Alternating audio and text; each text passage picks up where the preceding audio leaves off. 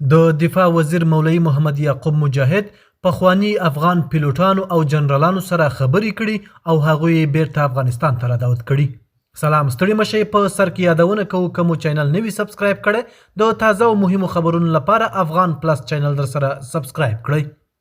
د دفاع وزیر مولا یعقوب مجاهد ویلي چې هغه افغان پیلوټان، جنرالان او تجربه لرونکي عسکر چې د پخواني نظام پر مهال یې دنده ترسره کړې او اوس له هیواده بهر دي، کولی شي بیرته هیواد ته راستانه شي او د ملي دفاعي بنسټونو په پیاوړتیا کې برخه واخلي. نوموړي زیاته کړې چې افغانستان د ټولو افغانانو ګډ کور دی او مسلکي وړتیاوې باید د سیاسي اختلافاتو قرباني نشي.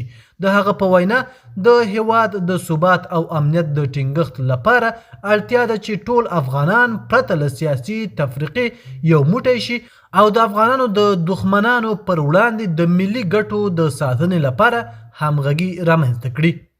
سیاسي شنونکي باور لري چې د مسلکي کادرونو بیرته راستنول کولی شي د دفاعي جوړښتونو په معیاري کولو، تخنیکي ظرفیت لوړولو او باور جوړونې کې مهم رول ولوبوي.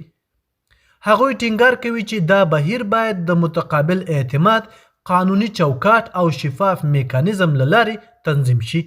د دفاع وزارت چارواکي وایي د هغه افغان مسلکي کسانو لپاره چې غواړي بیرته هیواد ته خدمت وکړي د اسانتیاو او همغږۍ په اړه لا نور جزئیات به په مناسب وخت کې اعلان شي.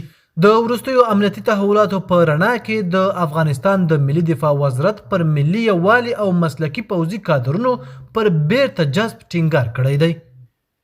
د نن ورځې خبر تر همدې ځایه و. د نورو تازه او مهمو خبرونو لپاره افغان پلس چینل در سره سبسکرایب کړئ او خپل نظریات مو را سره په کومنټ کې شریک کړئ.